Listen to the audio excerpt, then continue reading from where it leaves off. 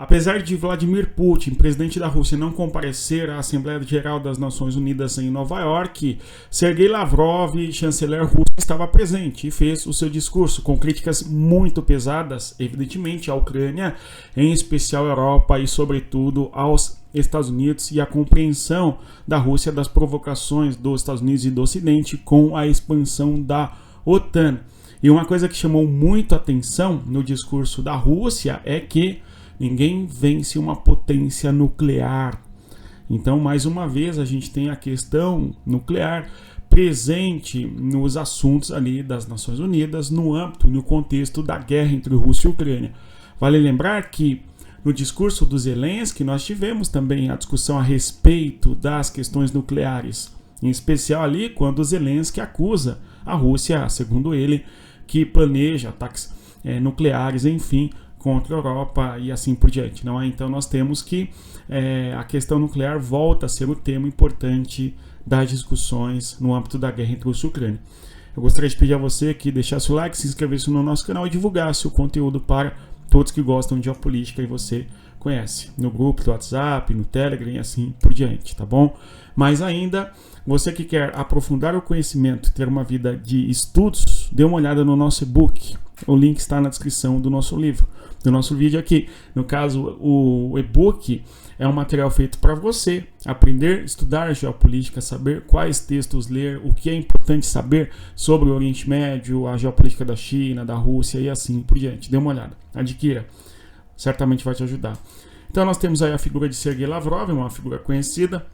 O fato do Putin ter acusações ali no âmbito do Tribunal Penal Internacional faz com que em muitas viagens o Putin não vai, ok, não participa, e sim quem está na frente ali das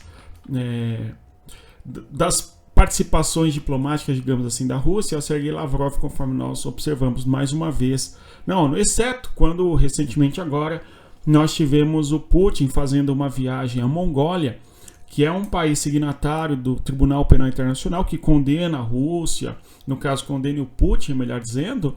De certa maneira o Putin demonstrou força naquele contexto ali, não é? Quando ele vai para a Mongólia não o prende, tá certo? Evidenciando aí, no caso, que para a Mongólia a Rússia é mais importante do que o Tribunal Penal Internacional, tá certo? Resta saber se o Putin virá para o Brasil, como está aí eventualmente agendado para a cúpula do G20. O Brasil que é signatário dos tratados ali do Tribunal Penal Internacional, tá certo?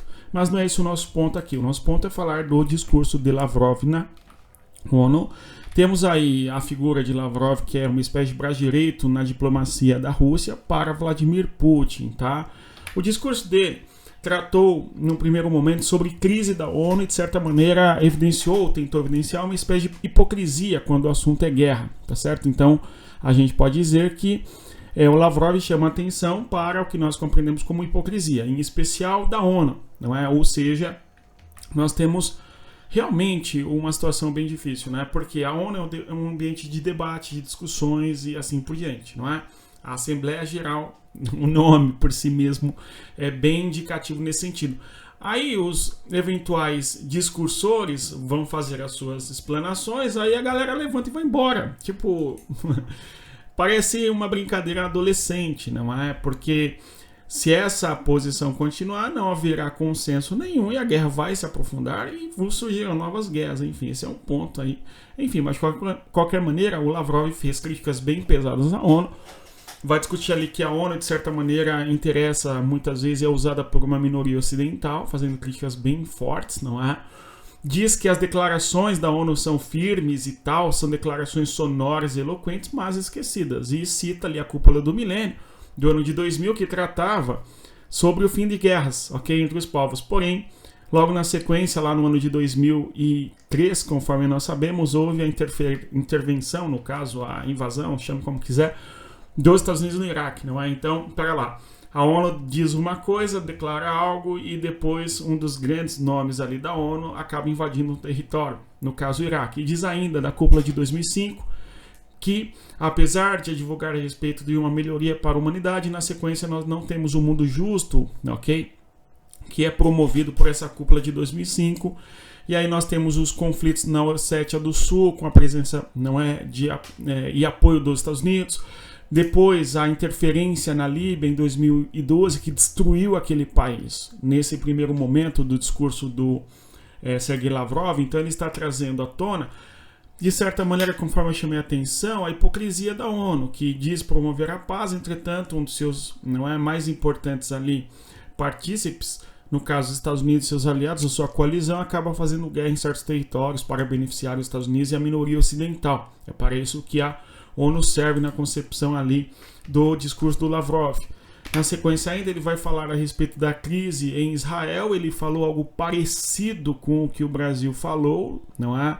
Cita a questão da possibilidade da Palestina, que deve ser criada anterior à fronteira de 67, que é o ponto do Brasil inclusive, e foi mais além, disse ainda sobre a capital Jerusalém Oriental, tá certo? Então aqui um ponto importante, né? Na sequência, disse ainda que o ato do Hamas, lá no dia 7 de outubro, não deveria, mas se transformou numa punição coletiva em massa contra os palestinos, em Gaza especialmente.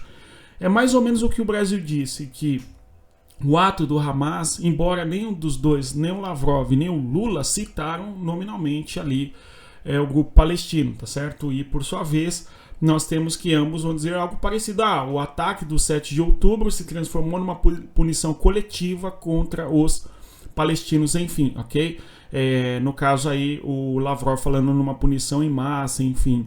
E diz ainda sobre o uso de armas americanas por Israel, não somente em Gaza, mas também na região do Líbano. Nós estamos assistindo, no atual momento, uma incursão militar do Estado de Israel na região do Líbano, tá certo? Hoje, dia 30 de setembro de 2024, tá?